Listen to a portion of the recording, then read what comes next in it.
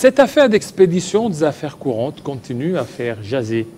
Et plusieurs analystes politiques et aussi des juristes se sont invités au débat pour analyser cette épineuse question. Alors aujourd'hui, nous recevons pour vous un chevronné, un praticien du droit. Il s'y connaît, il a été plusieurs fois dans des affaires contentieuses au niveau de la Cour et presque partout. Il a même aussi été candidat député. Lui, c'est M. Ferdinand Kitenge. Bienvenue. Merci beaucoup, M. David. Vous portez bien. Oui, je suis bien porté vous-même. Voilà. Alors, expédition des affaires courantes. Est-ce qu'il y a violation de la Constitution, oui ou non? Merci beaucoup. Je crois que c'est une question purement scientifique et qu'il faut éclairer l'opinion, tant scientifique et surtout l'opinion, la religion judiciaire ou juridique, où il y a le professeur de droit, il y a le chercheur en droit qui se pose plusieurs questions. J'ai vu aussi les sociologues, les psychologues, les historiens, presque tout le monde, même le pasteur, et aussi l'ARI, parce que les réseaux sociaux en parlent. Aujourd'hui, certes, ou quid de la démission des membres du gouvernement, y compris le Premier ministre.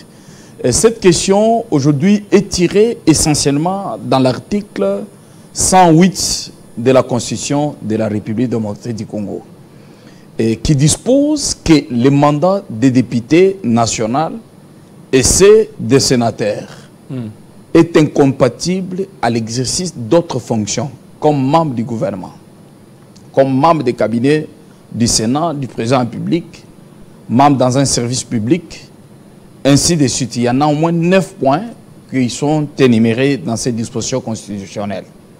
Mais nous martelons beaucoup plus ici sur le point 1, où nous avons vu le Premier ministre en fonction, M. Sam Lukonde, qui avait présenté bel et bien sa démission auprès du président public en respectant la Constitution, précisément dans la disposition précitée, à l'occurrence l'article 108.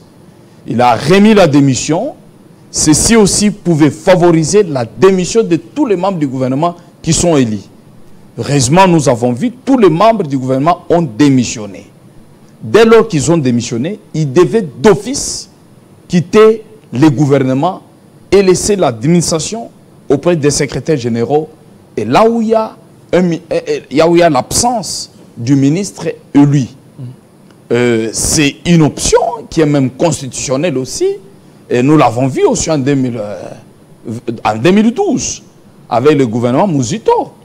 Et à ce jour, il y a eu aussi une mesure qui s'est créée au niveau qu'on appelle mesure administrative, qui a été créée parce qu'il y a eu un arrêt. Nous avons vu le membre du gouvernement ont saisi d'abord le Conseil d'État pour l'interprétation de la disposition constitutionnelle. Le Conseil le Conseil a répondu dans le respect de la Constitution et s'est déclaré incompétent. Et ils ont saisi aussi la Cour constitutionnelle. La Cour a sorti l'arrêt. L'arrêt a éclairé que vous êtes élu, vous devez respecter la Constitution, soit opter à votre nouveau mandat électif, soit de ne pas renoncer dans le délai de 8 jours, une fois que votre mandat est validé. Mais sauf, ça c'est une option législative. Maintenant, l'arrêt a défini encore que, en dehors de l'option législative, il y a aussi une option administrative. L'option administrative peut être bénéficiaire qu'en moins que le président de la République demande à ces derniers, qui sont ministres soldats, qui ont déjà renoncé à leur mandat ou qui ont déjà accepté à leur mandat, de faire la continuation des affaires ou l'expédition des affaires courantes. C'est ce que nous avons obtempéré à ce jour. Il y a le gouvernement, après la démission du Premier ministre, le président public avait demandé au Premier ministre et aux membres du gouvernement, frappés d'incompatibilité à ce jour, d'exercer comme ministre et d'expédier les affaires courantes. Cette possibilité, elle est purement constitutionnelle. Parce que le président de la République n'a pas renoncé ou n'a pas rejeté la démission du Premier ministre. et aussi des membres du gouvernement. Le président de la République acceptait d'abord l'aire d'émission et puis il a tracé... Il n'y a pas violation. Il n'y a pas violation. Il n'y a pas violation. Il n'y a pas violation. Par exemple, quel est l'article? Aucune disposition constitutionnelle n'est violée. Parce qu'on oblige la démission. Oui, mais la démission, pourquoi permettre à ce qu'il ait l'expédition des affaires courantes?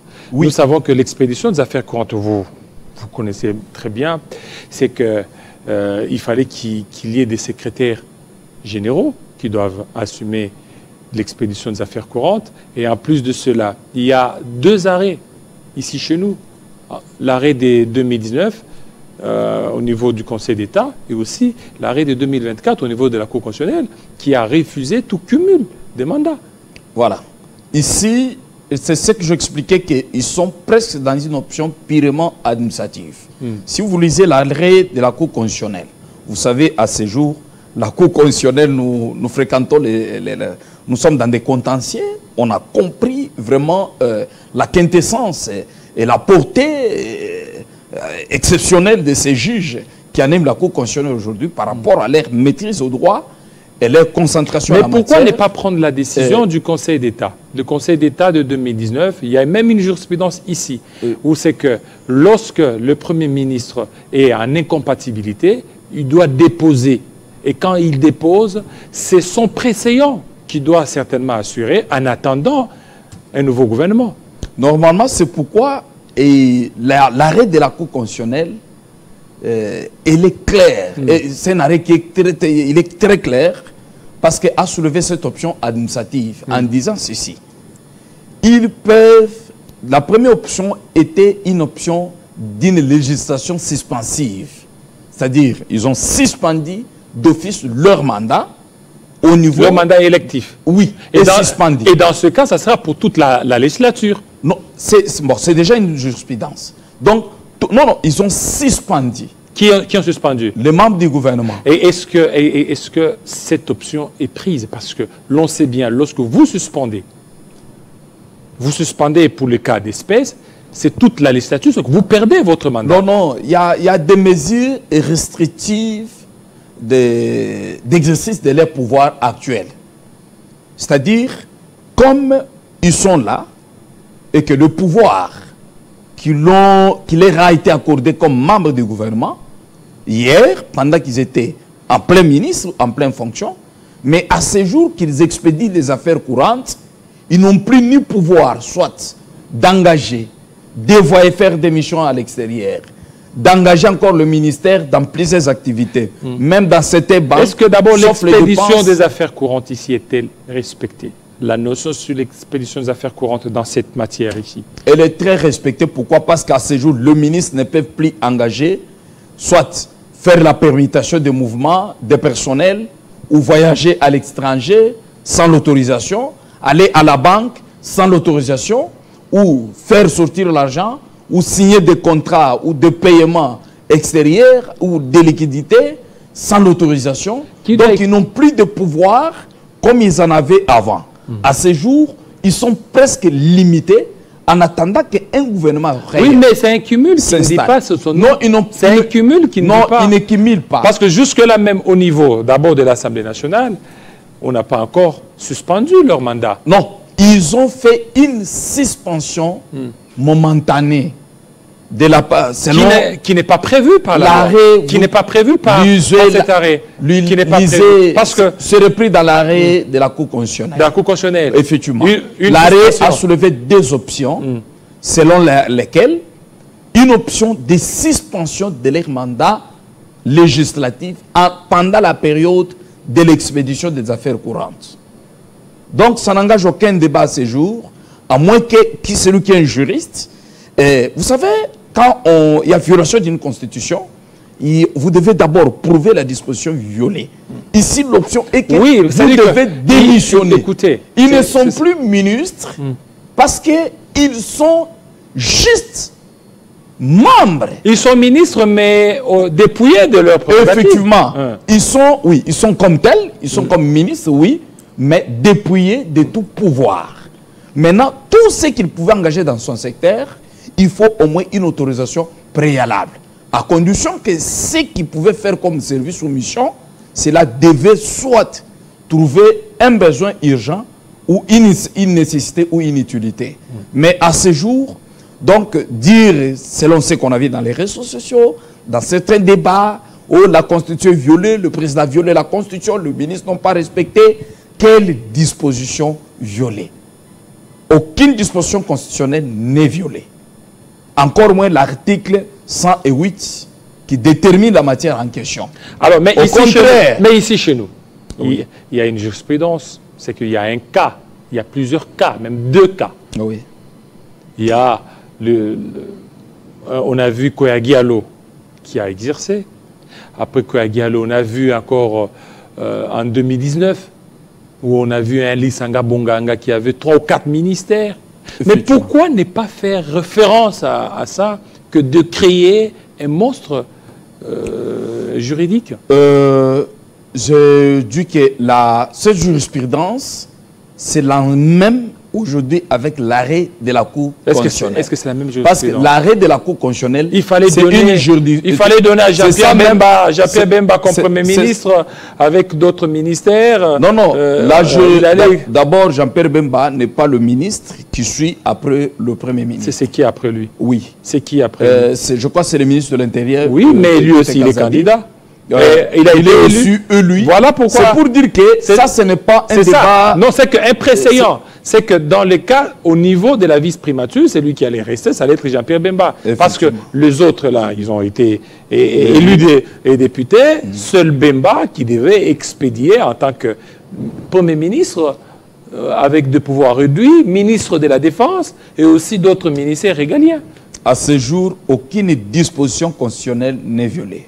Au contraire, c'est ce qu'on appelle la beauté du droit, puisque c'est une matière purement très technique que les commettre des mortels, permettez le terme, ne peuvent jamais comprendre. Alors que sera alors la suite des arrêts de la Cour constitutionnelle? Les arrêts... Parce que la Cour constitutionnelle a été catégorique. Oui, non, la Cour constitutionnelle... Avec l'article 108... a été catégorique pour le cumul de fonctions, ou de cumul de fonctions. Avec les mandats incompatibles, celles de députés et des sénateurs. La Cour constitutionnelle a recadré les droits. Mais ici, le problème que la Cour a soulevé, c'est juste les problèmes. Elle a soulevé des options. Suspension d'abord de leur mandat législatif en attendant, pendant la période de l'expédition des... Alors comment on va les appeler? Ministres? À ce jour, ils sont ministres sortants. Ministres sortants ou députés? Ils sont ministres sortants. Ils ne sont plus députés? Non, ils posent les actes comme ministres sortants. Ils sont même payés comme un État ministre sortant. De l'autre côté, ils ne peuvent même pas toucher les émoluments des députés nationaux. Là, c'est leur suppléant. Bon. C'est leur suppléant qui doit les oui, d'une manière ou d'une autre. Et tout ça, c'est un monstre. Tout ça, c'est un monstre juridique qu'on n'arrive pas à bien expliquer, surtout aux jeunes qui apprennent le droit. C'est pourquoi nous avons l'intérêt et l'obligation de l'expliquer. Donc, ça n'a aucun débat.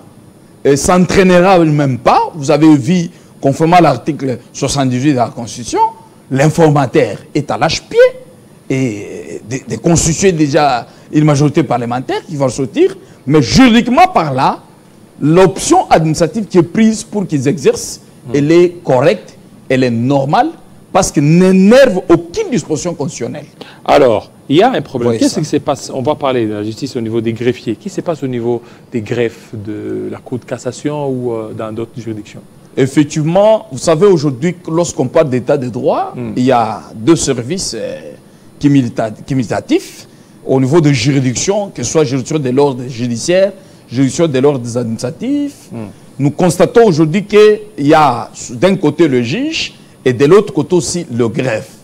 Mais chez nous, au Congo, les juges ont des statuts de magistrats. Tandis que ce soit les magistrats du ministère public, tout comme ceux du siège ou des cours et tribunaux. De l'autre côté aussi, ceux qui tiennent l'administration, ce sont des greffiers ou ce sont des greffiers parce qu'il y a aussi une tâche, conformément le droit au WADA, qui a été réparti, un droit là qui est parti aussi auprès des huissiers. Mais à ce jour, ce qu'on peut observer, vous l'avez dit, au niveau de la Cour de cassation, au niveau de certains cours d'appel, et surtout au niveau des tribunaux de grande instance, tout comme tribunaux de paix. On en a même observé, il y a eu même condamnation de quelques greffiers au tribunal de paix de Matete. Il y a eu flagrance, parce que ces habitudes ne sont pas seulement ici à Kinshasa, ce sont des habitudes qui sont devenues très générales dans l'ensemble du territoire national. Pourquoi? Parce que le greffier confond leur ministère avec ceux de juge. Le greffier, son rôle, c'est l'administration. Et il les rédige pendant les audiences. C'est pourquoi vous les voyez à côté.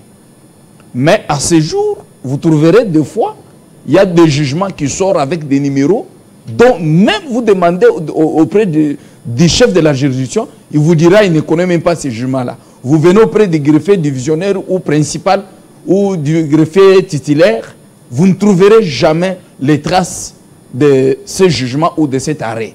Tout ça, c'est quoi? Parce que ici, chez nous au Congo, les greffiers sont gérés aussi par le ministère de la Justice et aussi par le ministère de la Fonction publique. Mais vous trouverez que leur mode de recrutement, c'est-à-dire si papa est greffier à la Cour suprême de justice ou à la Cour de cassation, hier, c'était Cour suprême de justice, aujourd'hui Cour de cassation, ou Conseil d'État, Cour constitutionnelle, ou à la Cour d'appel, voilà. Il va recruter son frère qui vient du village, et qui n'est même pas juriste. Merci. Vous voyez, 2-6, ou soit quelqu'un qui a fait couper couture, commencer maintenant à faire le droit à l'ILK ou le soir quelque part, et pour devenir greffier. À l'entretemps, la personne là siège. L'inconvénient, c'est quoi? Elle va mener trop de désordre. Aujourd'hui, il y a des jugements supplétifs qui sortent comme ça, quand celui, et qui signent même par des greffiers. Donc, nous demandons ces ministères. Il n'y a que le premier président de la Cour de cassation, professeur à son état, le professeur Ndomba, qui peut regarder un peu ces histoires-là. Merci beaucoup. Parce que ça nous a... Il faut aider le président public qui jure par l'état de droit quand même. Merci. Quand on a un président de bonne foi, quand même tout l'ensemble de la population doit l'aider. Et à fortiori, ceux qui animent les institutions. C'est ça. Voilà pourquoi ils doivent aussi quand même se référer au bon sens et surtout à une expérience avérée du président Kamou l'été, comme on l'a senti quand même, il a été très excellent dans tous les débats. Merci beaucoup. Vraiment aller dans cette allure des choses, c'est ce qui fera que la justice devient juste. Et révoquer ou chasser. Et le ministre de la fonction publique doit récupérer tous les greffiers là, les remettre aussi dans d'autres ministères, les faire partie des droits de cours et tribunaux. Et les juges aussi doivent se mettre à leur place parce que ce sont eux qui sont à la gestion des justices. J'irai sans Allah pour terminer avec vous. Merci. Merci à vous. J'irai sans Allah tout de suite.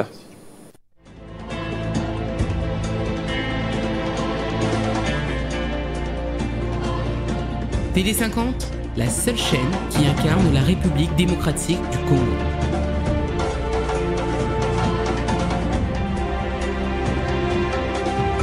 Télé50, simplement congolais.